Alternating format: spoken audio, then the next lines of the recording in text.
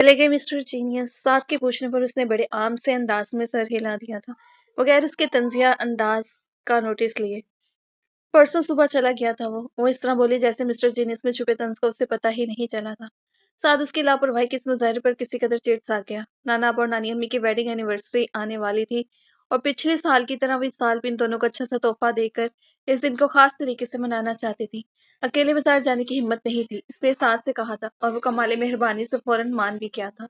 इस वक्त वो मुख्तलिफ दुकानों का सर्वे करती कोई खास सी चीज ढूंढ रही थी जो हमेशा याद रहने वाला एक अनमोल तोहफा बन सके। इतना जीनियस और स्मार्ट बंदा पता नहीं पाकिस्तान में क्या कर रहा है। इसे कम से कम टाइम्स जितने स्टैंडर्ड के किसी और अदारे के साथ मुंसलिक हो जाना चाहिए था। वो बिला वजह हमजा का जिक्र लेकर बैठ गया था। ऑफर्स तो आई हुई हैं उसे टाइम्स, वाशिंगटन पोस्ट, गार्जियन और न्यूज वीक वगैरह की तरफ से। देखो शायद वो किसी ऑफर पर गौर कर ही ले। उससे मालूम था कि इस रोज जो इसने हमजा की तारीफें की थी, उनके जवाब में वो तंजिया बातें कर रहा था। वो चिढ़ने की बजाय उल्टा उसे चिढ़ाने लगी थी। इसी वजह से उसका खुद ब खुद ही इस टॉपिक में इंटरेस्ट खत्म हो गया था। मम्मी पाकिस्तान आ रही हैं, उसके मौजू तब्दील करने पर खुश होते हुए वो एक दुकान में घुसी। इस महीने के 5 दिन तो गुजर चुके हैं, बस यूं समझो कि 25 दिन बाद मम्मी कराची में होंगी। वो मुख्तलिफ डेकोरेशन पीसेस पर निगाहें दौड़ाते हुए खुशगवार अंदाज में बोला, लेकिन तुम तो कह रहे थे कि आंटी ईद पर आएंगी, फिर अभी अचानक आने का प्रोग्राम कैसे बन गया? उसने अपनी हैरत का बरमला इजहार किया। कुछ जरूरी काम है उन्हें कराची में, इसके लिए वो ईद तक इंतजार नहीं कर सकती थी। और रवायती जापानी स्टाइल के गुलदान उठाकर देखता हुआ बोला, ये गुलदान अच्छी लग रहे हैं परी। वो इसकी तवज्जो से जाने मबजूल कराते हुए बोला, तो वो भी पूरी तवज्जो के साथ गुलदानों की तरफ मुतवज्जा हो गई थी। थोड़ी ही देर में वो खरीदारी से फारिग होकर साथ के साथ घर वापस जा रही थी। साथ गाड़ी रोको, उसका कहने का अंदाज ऐसा था कि बुरी तरह मुखलाते हुए उसने ब्रेक पर पाँव रख दिया। वो देखो सामने ठेले पर गोलगप्पे बिक रहे हैं और मेरा इतने दिनों से दिल चाह रहा है गोलगप्पे खाने को। इस बेनियाजाना सी मासूमियत पर साथ का दिल चाहा कि उसका सर फाड़ दे। क्या हुआ, तुम मुझे इस तरह घूर क्यों रहे हो? वो चेहरे पर आती मुस्कुराहट उससे छुपाती मासूमियत से पूछ रही थी। शुक्र था कि गाड़ी इस वक्त सर्विस रोड पर थी और ट्रैफिक भी कतरे कम है, वरना आपने एक्सीडेंट करवाने में कोई कसर नहीं छोड़ी थी। वो भरमे से उसे देख रहा था। नहीं खिलाना चाह रहे तो साफ साफ मना कर दो, बिला वजह कर किस खुशी में रहे हो? वो उसके बरहमे पर नाराजगी से मुंह फुलाकर गोया हुई। ये इतने गंदे ठेले पर से तुम अला भला खाओगी, तुम्हें घिन नहीं आएगी? कोई गंदा बंदा नहीं है, इसके गोलगप्पे इतने मजे के होते हैं, मैं 2-3 बार खा चुकी हूँ। और जो बराबर में गोला गंडे वाला है ना, उसका गोला गंडा भी बहुत मजे का होता है। लोग दूर दूर से यहाँ गोलगप्पे और गोला गंडा खाने आते हैं। तुम इसकी जाहिरी हालत पर ना जाओ, असल चीज जायका है जिसकी शोहरत दूर दराज तक फैली हुई है। वो चटखारे लेते हुए जैसे अभी से ही इन दोनों चीजों का मजा ले रही थी। वो दूर दराज से आने वाले तुम्हारी तरह ही फजूल के लोग होते होंगे, जो इतनी गैर सेहतमंद चीज अपने पल्ले से पैसे खर्च करके खाते हैं। मुझे तो कोई मुफ्त भी खिलाए तो मैं कभी ना खाऊं। मुंह से गोलगप्पों के लिए इतना बेताब देकर गाड़ी से उतर तो गया था, लेकिन साथ ही साथ अपनी नापसंदीदगी का इजहार करना हरगिज नहीं भूला था।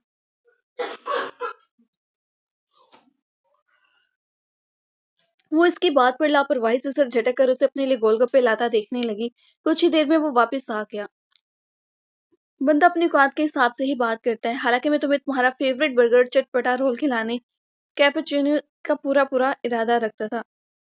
लेकिन अब अगर एक शख्स की औकात ही ठेलों पर से गोलगप्पे खाने की है तो मैं क्या कर सकता हूँ? प्लेट उसके हाथ में पकड़ाते हुए वो मुत्सफाना अंदाज में बोला और इन कमेंट्स पर कोई ध्यान दिए बगैर गोलगप्पे खाने में मशगूल हो गए। जरा ठेले वाले को हांड तो दो, इमली का पानी और मंगवाऊंगी। वो दुपट्टे से आंखें और नाक रगड़ते हुए उससे मुखातिब हुई थी। बाद में अगर तुम्हारा गला खराब हुआ ना तो मैं नानी अम्मी को बता दूंगा कि ये बाजार की उल्टी सीधी चीजें बड़े ज़ोक शौक से खाती है। वो इसकी सूसों और सुर्ख होती आंखों को देखता वार्निंग दे रहा था। अपनी बात का उस पर कोई असर ना होता देखकर उसने हाथ बजा दिया था। उसने एक प्लेट पर इक्तफा नहीं किया था, बल्कि गोलगप्पे और भी मंगवाए थे। साथ खामोशी से उसे खाते हुए देखता रहा। जब अपनी यूरोपियन लुक्स के साथ हरकतें तुम खालिस्तान पाकिस्तानी लड़कियों वाली करती हो तो खासी दिलचस्प लगती हो। गाड़ी स्टार्ट करते हुए साथ ने तबसरा किया था। वो दबे पांव घर में दाखिल हुई थी। नाना और नानी अम्मी से जाहिर है अभी गिफ्ट छुपाना था, और अगर वो उसे देख लेते तो लास्ट में शॉपिंग की तफसीलात पूछी जाती और नानी अम्मी तो शॉपर उसके हाथ में से लेकर देख भी डालती। यही सोचकर वो चुपके से अंदर आई थी। नाना फोन पर किसी से बात कर रहे थे। मारे गए, वो इन्हें देखकर मुंह ही मुंह में बुड़बुड़ाई। एक तो वो आई बहुत खामोशी से थी, दूसरे वो भी गुफ्तगू में बहुत ज्यादा मगन थे, इसलिए उन्हें उसकी आमद की बिल्कुल भी खबर ना हुई थी। ये बात नहीं है कैसर, तुम मेरी बात को गलत तरीके से समझ रहे हो।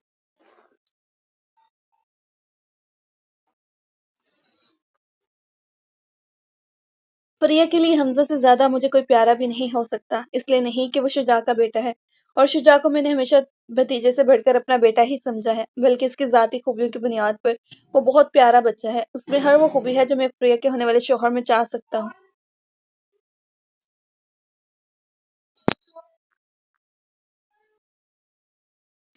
ये बात नहीं है कैसे? तुम मेरी बात को गलत तरीके से समझ रहे हो। प्रिया के लिए हमज़ा से ज़्यादा प्यारा मुझे कोई भी प्यारा नहीं हो सकता। इसलिए नहीं कि वो शुजा का बेटा है और शुजा को मैंने हमेशा भतीजे से बढ़कर अपना बेटा ही समझा है। बल्कि उसकी ज़ाती खूबियों की बुनियाद पर वो बहुत प्यारा बच्चा है। उसमें हर वो खूबी है जो मैं प्रिया के होने वाले शौहर में चाह सकता हूँ। वो छोटे नाना से क्या बात कर रहे हैं, किसके मुतालिक कर रहे हैं, सुन लेने के बावजूद भी वो बेयकीनी के आलम में गुमसुम से खड़ी रह गई। हमज़ा और प्रिया, प्रिया और हमज़ा, उसके समातों में ये 2 नाम एक साथ गूंज रहे थे। ये तुमने क्या किया हमज़ा? उसका दिल अंदर ही डूब रहा था। वो जो कुछ समझ रही थी वो गलत हो, बात वो ना हो जो उसकी समझ में आ रही है। लेकिन बात कुछ और कैसे हो सकती थी? वो तो वही थी जो उसकी समझ में आ रही थी। नाना अब शुजा अंकल से बात कर रहे थे। तुम्हारा खुलूस और तुम्हारी मोहब्बत सलाखों पर बेटा। मुझे पता है प्रिया को जितनी मोहब्बत और अपनाई तुम्हारे घर में मिलेगी और कहीं नहीं मिल सकती। लेकिन फिर भी प्रिया की मर्जी के बगैर मैं कोई फैसला नहीं कर सकता। उस पर अपना फैसला मुसलत करना मैं कभी पसंद नहीं करूंगा। अगर वो इस रिश्ते के लिए राजी हुई तो ठीक है, वरना दूसरी सूरत में तुम और नाज़िया इस बात पर मुझसे नाराज मत होना। वो बजाय सीढ़ियों की तरफ जाने के खामोशी से किचन में चली गई। काफी देर तक नानाबा के छोटे नाना, शुजा अंकल और नाज़िया आंटी से बात होती रही थी।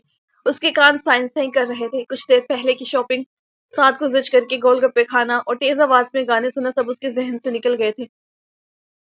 बस चंद जुमले थे जिनके मुसलसल उसके इर्द गिर्द तकरार हो रही थी।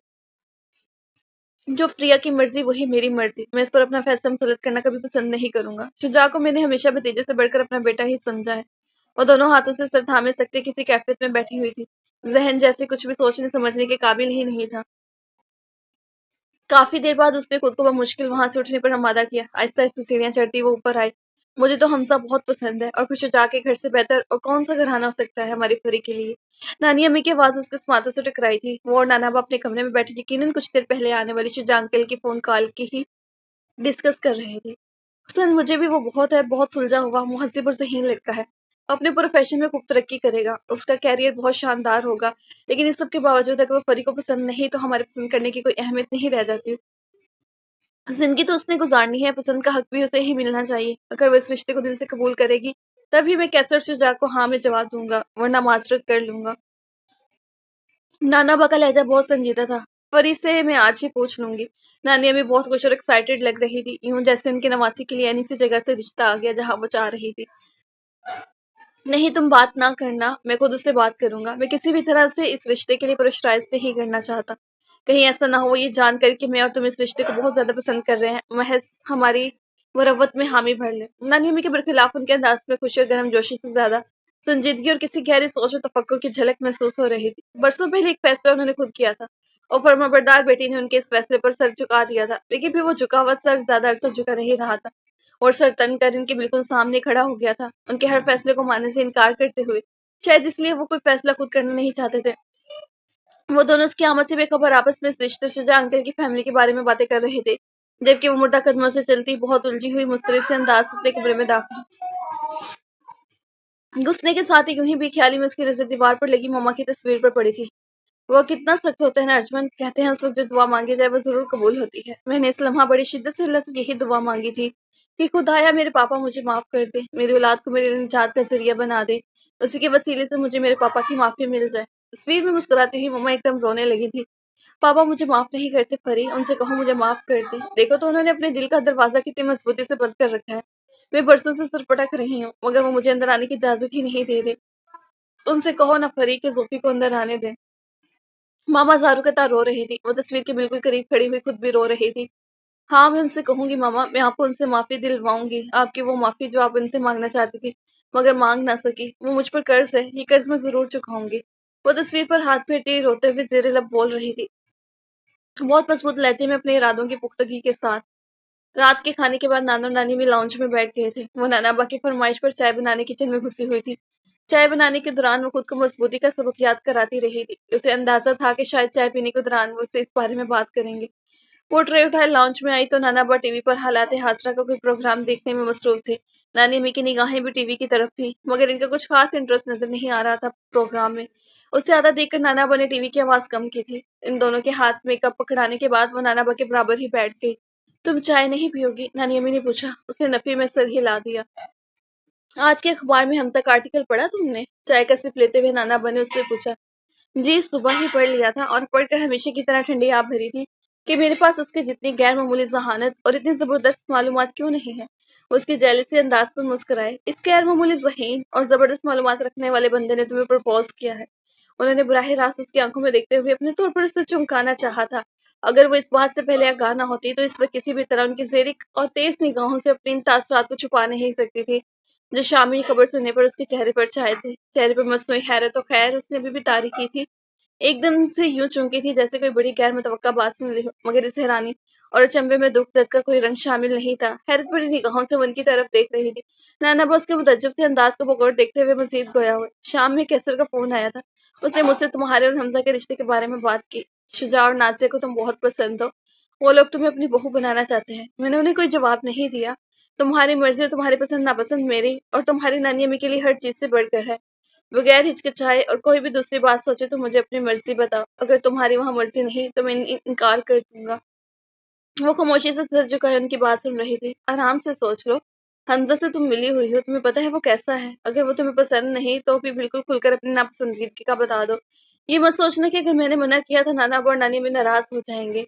वो उसके कंधे के गिर्द मोहब्बत से हाथ रखते हुए रसानी से बोले। आप लोगों को अभी से मेरी शादी की जल्दी क्यों पड़ गई? वो सर झुकाए शिकायती अंदाज में बोली। नाना बॉस के शिकवे पर हौले से हंसे।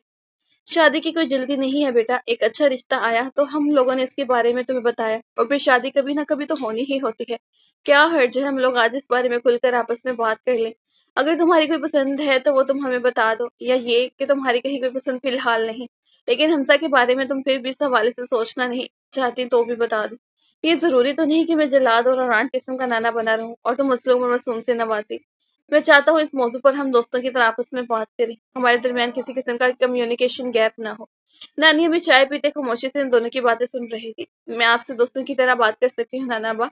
उसने जैसे कुछ कहने से कबल इजाजत तलब की। उन्हें मुस्कुराते हुए उसका इशारा थपथपाकर इजाजत दी। आप मुझसे मेरी मर्जी और मेरी पसंद की बात पूछ रहे हैं नाना अब्बा। अपने लिए ऑनर्स में दाखिले के वक्त मजमून पसंद करना तक तो मुझे आया नहीं था। आपके मशवरे पर एमसी डिपार्टमेंट में दाखिला लिया था। मैंने जो जो लड़की इतनी सी बात का फैसला खुद ना कर सकती हो, वो किसी को शादी के लिए पसंद या नापसंद करने जितना बड़ा फैसला खुद कैसे कर सकती हो। मैं तो हर चीज को अभी तक आपकी निगाहों से देखती हूँ और मुझे इस चीज पर कोई अफसोस भी नहीं। इस उम्र में मुझ में जितनी सोच बूझ और समझ होनी चाहिए वो मुझ में है।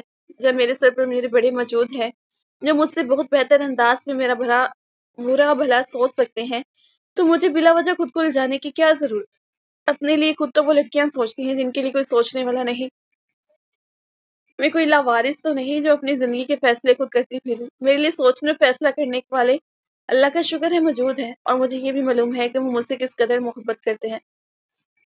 इतनी मोहब्बत कि शायद इतनी मोहब्बत मैं खुद अपने आप से नहीं करती। मैं खुद अपने लिए कुछ गलत सोच सकती हूँ, कर सकती हूँ, मगर वो कभी नहीं। इसने उनके कंधे पर अपना सर टिका दिया। वो प्यार भरे अंदाज में उसके हाथ थामे हुए थे। नानी अम्मी के चेहरे पर खुशी और तमान्नी से भरपूर मुस्कुराहट फैली हुई थी।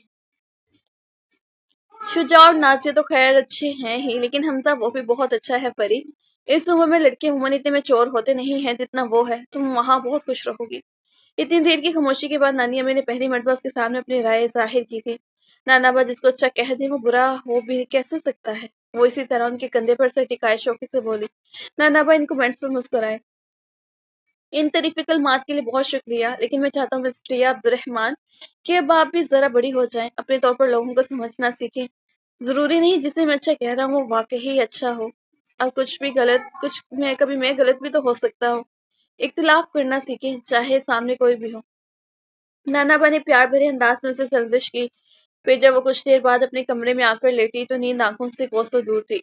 करवटें बदलती वो खुद को किसी भी किस्म की सोच में उलझाए बगैर एक पुरसकून नींद की मुतमन्नी थी, लेकिन पता नहीं क्या हो रहा था। जैसे ही वो सोने के इरादे से आंखें बंद करती, छम से आंखों के सामने कोई पुराना मंजर आकर खड़ा हो जाता। इस घर में एक बारबी डॉल रहती है, मुझे उससे मिलना है। तुम्हारी कैंडी वाकई खूबसूरत है, बिल्कुल तुम्हारी तरह। वो घबरा कर आंखें खोल देती तो वो मंजर गायब हो जाता। बहुत देर वो अपने मुंतशिर होते एहसास पर सुकून करने की कोशिश करती रही। फिर काफ़ी देर बाद जब खुद को मुतमईन पाकर दोबारा आँखें बंद करती, तो एक मरतबा फिर माज़ी का कोई लम्हा, कोई आवाज़, कोई मनहूस लहज़ा उसके सामने आ खड़ा होता। साथ तुम बड़े होकर क्या कारपेंटर बनोगे? अपने घर के कोर्टयार्ड में लकड़ियों की साठ ठोका-पेटी करते। साथ से उसने बड़ी संजीदगी और बुर्दबारी से दरियाफ्त किया था। वो सामने मौजूद किताब में दिए हुए तरीके पर गौर करता, इंचेज़ ऑफ वर्ड्स का हिसाब-किताब करता, लकड़ी के मुख्तलिफ साइज़ के टुकड़े जोड़ने में मसरूफ़ था। उसके ये कहने पर कि वो कैंडी के लिए एक प्यारा-सा घर बनाना चाहती है। वो पता नहीं कहाँ से ढूँढ-ढाँड़ कर ये किताब ले आया था, जिसमें पालतू बिल्लियों के लिए उनके रंग, नस्ल और उम्र वगैरह के हिसाब से रिहाइश का बंदोबस्त करने का तरीका मुफस्सल समझाया गया था। वो भी डायग्राम और फुट और इंचों में दी गई पैमाइश के साथ। कहने को तुम ये भी कह सकती थी कि साथ तुम क्या बड़े होकर इंजीनियर बनोगे, लेकिन खैर ये प्रोफेशन भी कुछ बुरा नहीं, बड़ी कमाई होती है कारपेंटर्स की। वो इस वक्त अगर 10 साल की थी तो साथ 12 साल का, और इस उम्र के वो बच्चे इस किस्म की बातें कर सकते थे और ऐसी सरगर्मियों में मगन हो सकते थे। कितने दिनों की मेहनत के बाद कैंडी का घर उन दोनों ने मिलकर तैयार किया था। नानी अम्मी इन दोनों की इस हरकत पर हंसने के साथ साथ साथ को इसकी हुनरमंदी पर शाबाश भी दिया करती थी। कैंडी मर गई, वो वक्त भी गुजर गया, मगर वो यादें तो आज भी उसके साथ थी। वो गर्मी और धूप से बेनियाज सारी सारी दोपहर को यार्ड में गुजारना। मैं सोच रहा था तुम्हें इन छुट्टियों में स्केटिंग करनी सिखाऊंगा। भाई बहुत महीनों से अपनी पॉकेट मनी में से पैसे बचा रहा था ताकि तुम्हें सालगिरह पर देने के लिए स्केट्स खरीद सके। जोहेब ने उसके स्केटिंग की मशक के लिए साथ के घर आने पर एक रोज बताया था। वो इस बात पर खुश हुई थी, वो इतने पहले से उसकी सालगिरह को याद रखे हुए था। भाई के बहुत सारे दोस्त हैं, लेकिन तुम्हारी बात अलग है, तुम तो इसकी सबसे खास दोस्त हो। देखा नहीं था उस रोज कैसा तुम्हें देखते ही उसने फौरन थकन का बहाना बनाकर मेरे साथ बैडमिंटन खेलने से इनकार कर दिया था। अपने घर की स्टडी में बैठा सुहेब होमवर्क करता हुआ उससे मुखातिब हुआ था। साथ इस वक्त स्टडी में नहीं था, उसके किसी दोस्त का फोन आया हुआ था और वह इस बात पर कुछ चिढ़कर सुहेब से साथ के ढेर सारे दोस्तों के बारे में अपनी नापसंदीदगी का इजहार कर रही थी। मेरा बेहतरीन दोस्त साथ मुनीर, खुद ब खुद इसके लबों से जुमला निकला था और पता नहीं क्यों वो फिर वो सारी रात बेआवाज रोती रही।